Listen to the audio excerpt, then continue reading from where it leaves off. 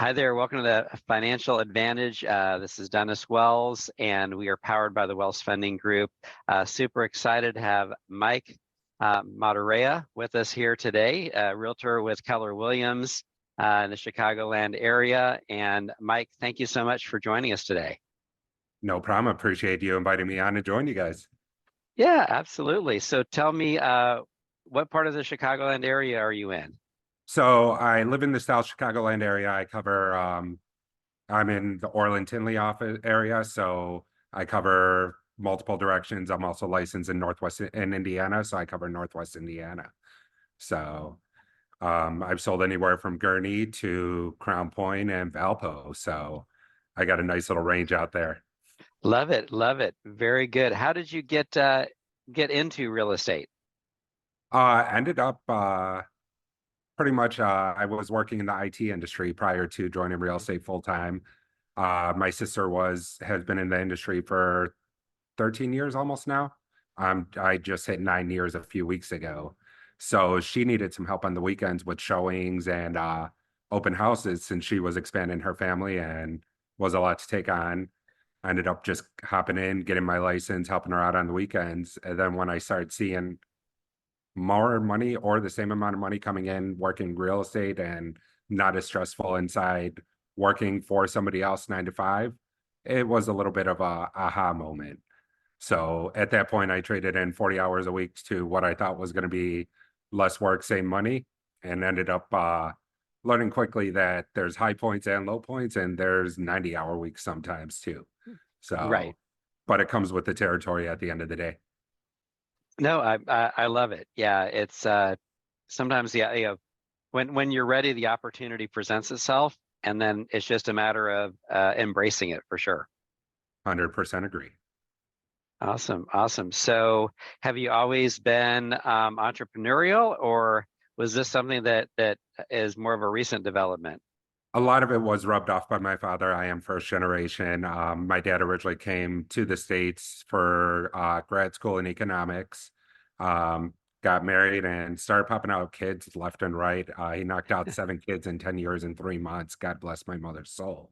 Wow. Yeah, they didn't have cable, I guess, from 75 to 85 in the household. So they kept themselves entertained some other way. So ended up growing up with pops who ended up opening up his own businesses. And one of the things he told me when I was younger was, if you're going to own the business, own the building the business is in. Because at the end of the day, the business could go sideways, but the property is always going to hold its value or go up over time. So then he got excited because he started having apartment buildings. And the day I turned 16, I started going around collecting rents for him on the 1st and the 15th. So Okay.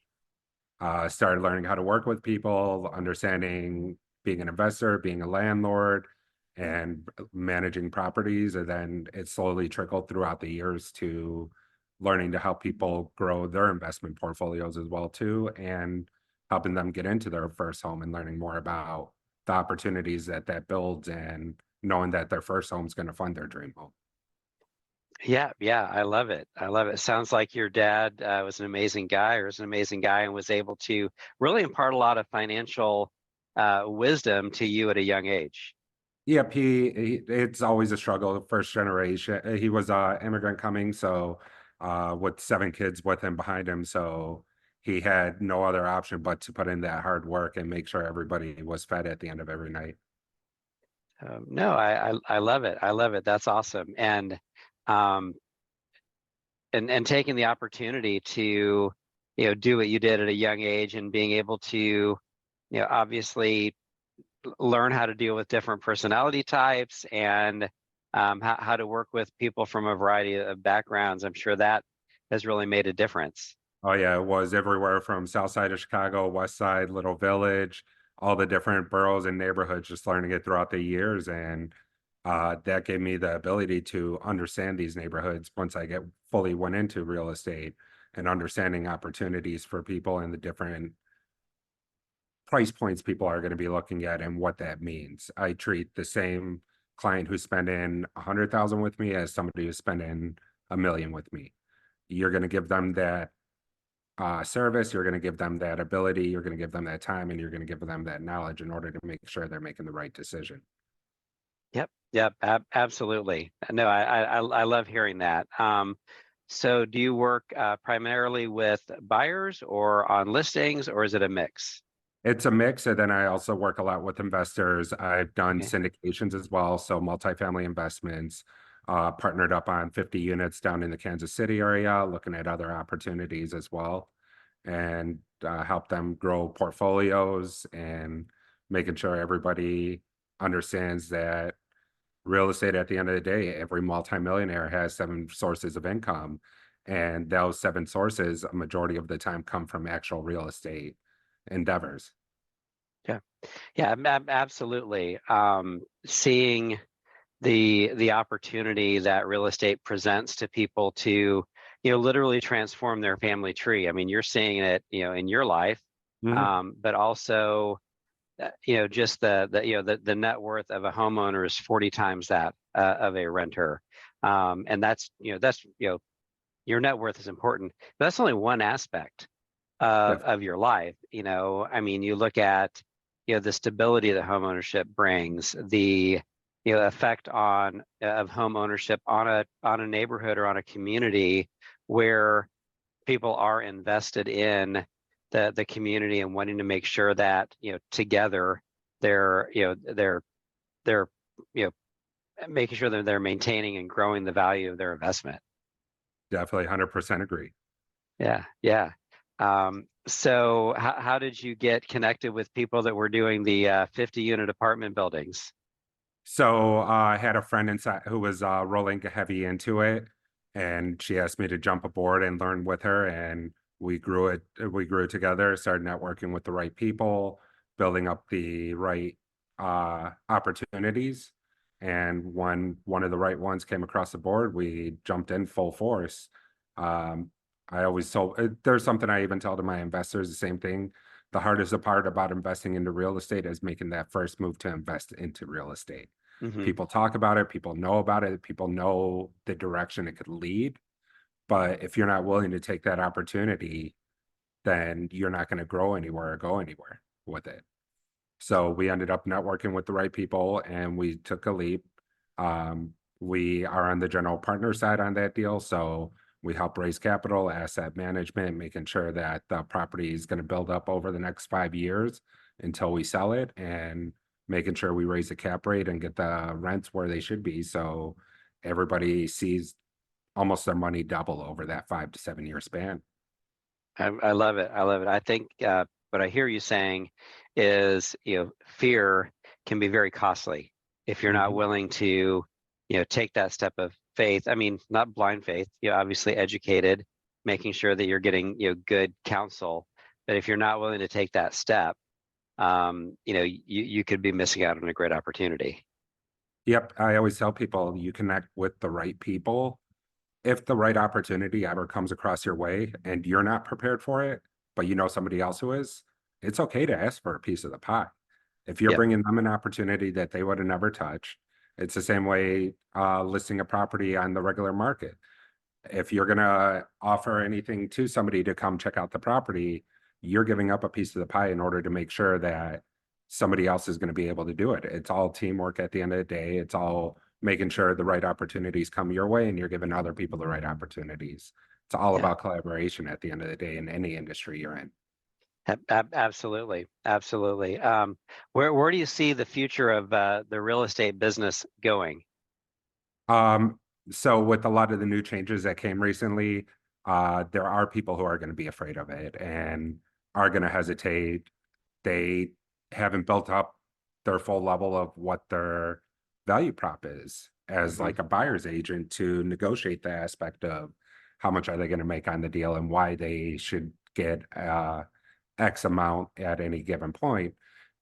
Building up your ability to have a value prop, putting yourself with the right people. If you have to join a team, join a team. It's okay to grow with other people because if you're on the right team and you got the right leader with you, they're going to guide you. No leader wants somebody on their team forever. A good leader knows nobody's going to stay forever. They know they're going to get Hmm. outgrown or that person's going to potentially grow their own wings and start flying out on their own. Same Yeah, way with it's a family at the end of the day. Your parents, as much as they love you and want to see you forever, they don't want you under their roof forever too. right, right. And as my wife and I are recent empty nesters, so we are enjoying we love our kids, and we do enjoy spending time with them. But there is something about they're out being productive and spreading their wings. Like you're saying, as you raise up team members, you want to see them be able to grow and achieve as well, for sure. Mhm. So with the new rules, regulations, and everything, I do see some people getting hesitant, getting scared, Hmm. not scared, but worried, and they might not have themselves aligned with the right brokerage, the right people in the industry. So it's just making sure you're putting yourself in the right room, even if you're not ready to be in that room, and just Right. learning your value and knowing where you're going to go from that point on. Yeah, yeah. And I think that a lot of times chaos brings opportunity, Oh or yeah. crisis brings opportunity. And I'm looking at it from the mortgage perspective and saying, okay, I see three routes that realtors can go. There may be more, but the basic three, there's going to be people who are going to drop out of the business, because it's no longer work for me because I'm free, or work with me because I'm free. There's going to be a certain group that's going to be like, I'll do it for $500. They're dropping to whatever, and then there's going to be the group, where I'd really like to see realtors get that are able to communicate their value proposition, are able to, to demonstrate to a client how they're actually getting more than what they're paying for working with the agent. And they might, instead of getting 2.5%, 3%, they might get 4%, 5%. Because we've all stayed in hotels that are running several $100s a Can night. we, if anybody from NAR is listening, he's using examples. We're not talking about set lines. Oh, yes, Um, yes, yes. so Um, if anybody's looking to who usually gets 2.5 apples and they're trying to get 4 or 5 apples. yes. Well, because I look at it, a lot along the lines, and thank you for doing that, because I certainly don't want to run afoul of lawyers or National Association of Realtors or anything like that. But there, if I'm going to a convention or a conference, I'm going to spend the extra money and stay in the conference hotel because of the convenience. I could stay at the Motel 6 that's 5 miles away or whatever, because if you're just looking for a night's sleep. But my thought with the, if putting myself in a situation, if I was a buyer's agent, I would be looking at, how can I, help you create opportunities that you wouldn't have without me? How can I, provide legal protection for you that you would not have without me? And how can I save you time? Because, I think one of the things that the consumer, after watching the news, is walking away from is saying, I don't have to pay for this stuff anymore. It's like, well, I can work on my own car. But if I work on my car, it's going to take me 5 times as long as someone who knows what they're doing. It'll probably cost me 2 or 3 times as much, as many apples, right? So it's like, if when agents are able to couch it in those terms, where you're like, how much time do you want to save? How many opportunities do you want created that you're never going to be able to get on your own? Yeah, How familiar are you with contracts, contract law, the numerous pitfalls that are in the process of buying real estate that that people get sued for every single day?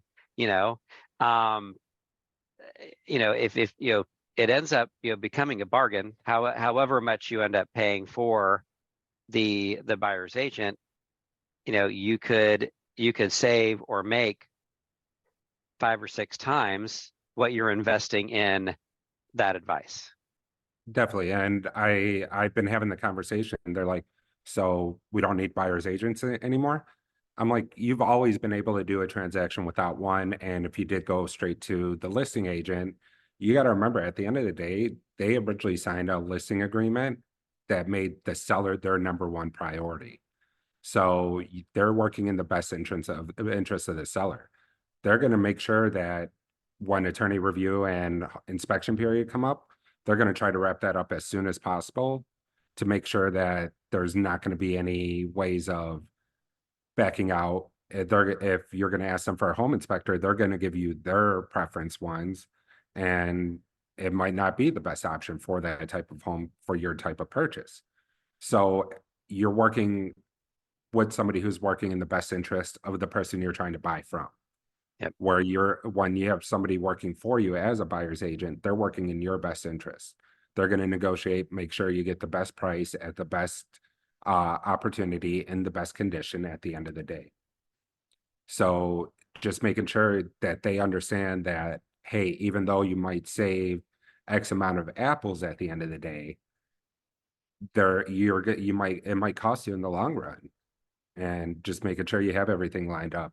So like I said, I'm licensed in both Illinois and Indiana. Illinois is an attorney state, Indiana is a title state.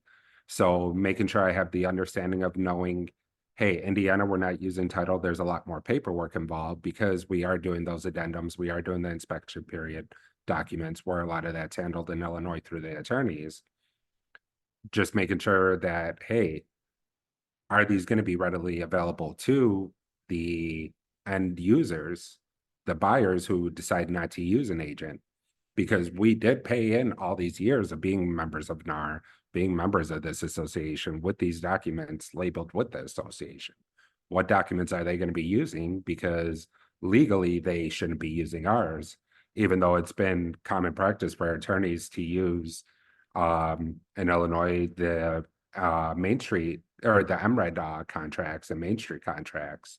For years, they've been using ours without, and at times without an agent, but we paid for that over all the years through our fees, through our legal fees we paid to our attorneys. So making sure, hey, if these documents are going to be used by others, what's going to be the fallback on them for using our disclosed items? Yeah. Good point. What advice would you give someone who is wanting to get into real estate today? So whenever somebody tells me, hey, I just got my real estate license, what should I do? I have a bunch of YouTube videos I send them knowing how to open up a lockbox, because I've seen so many people and I've gotten stuck. When I saw that people still use locker combination lockboxes on people's properties, I was like, hey, I'm like, you're making a good amount on this sale. Spend 30 bucks on a master lock or 100 bucks on a Sentry. It's Yep. protecting the client's property and it's making our lives a lot easier. But at the end of the day, align yourself with the right brokerage or the right mentor or coach, Mm-hmm. making sure you have somebody who's always going to be in your corner and teaching you and training you throughout the process. When changes like this do arise, they're going to be able to assist you through that process. The next best piece of advice is learn your why. Why are you doing this? What is your value that you're bringing to people? Are you getting in it because you watch Selling Sunset? Because I'm going to tell everybody out there, that stuff ain't real. If you watch Property Brothers, they've closed deals in 3 days. It's hard to get title pulled in 3 days, Yeah. especially like some of these people are pulling loans. And I'm like, well, you're looking at least 21 days. And with like most of the lenders I've dealt with, like I've seen shorter time periods. And then I'm like, well, you're getting, they make it seem very realistic, where in hindsight, it is a month-long process, 2-month-long Mm-hmm. process. So it's just understanding that there's the glamour side and the real side, and Yep. just understanding the real side. Yeah. Yeah. Um, and I would say too, that, realizing that, like you're talking about the glamour side and the normal side, it's like, uh, running a good business can be actually rather boring because we're doing the same things over and over. Yes, every transaction is different. And so we have, there's great opportunities to, to get to know different people and create lifelong friendships. But, you know, um, you know, we do a lot of the same things every single day because those are the proven things that actually do bring business in the door.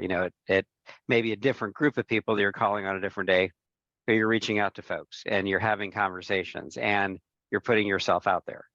Yeah, at the end of the day, if you don't have consistency in anything, you're not going to have consistency in your work and your personal life. Are you Yeah. in the office a certain amount of time? Are you lead generating a certain amount of time? Yeah. And I fell into the trap at first thinking, oh, I got to lead gen for 3 hours a day, 4 hours a day, when my mind and my body and my knowledge wasn't there yet. So start off small and build up. Start off at a 30-minute window of following up with people and reaching out to your circle, and then grow it to an hour, then an hour and a half, and 2 hours, until you're at that comfortable where your actions are constantly getting the results needed. Yeah. And it's not going to happen overnight. Yes. Um, well, really appreciate you being on the podcast here today. Is there a question that I should have asked you that I didn't? Nope. The real estate industry is fun. Anybody who wants to get in touch with me down the line, reach out to me on Instagram, MikeymAta, Mikey Mata, or on Facebook, Mikey Matariyah, and it'll be spelt out in the title with the podcast. But Yeah. definitely feel free to reach out if you're looking to grow, learn more, see opportunities. I know some great coaches out there that I could always connect people with. I've always believed in collaboration over competition. I want to see everybody win. Yeah, absolutely. I love it. Because there's, the abundant mindset is real. That there's nothing but opportunities out there. We just have to train our mind to not look at the negatives, but to look at all of the opportunities that we can see around us for sure. Always have 24 hours in a day, even if you have it by 5 minutes. Don't let it ruin the other 23 hours and 55 minutes. Yeah, for sure. For sure. Very good. Well, is there a good phone number for them to reach out, or a Yep. website as well? Direct cell phone number 708-580-6644. And like I said, social media, I'm always there. I'm pretty active and look forward to hearing from people and enjoy your real estate experiences. Awesome. Well, Mike, thank you so much for being with us today. Thank you all for listening to another episode of the Financial Advantage powered by the Wells Funding Group. You can reach my team and I at 219-230-8400 or wellsfundinggroup.com. Thank you all so much. Have a great day.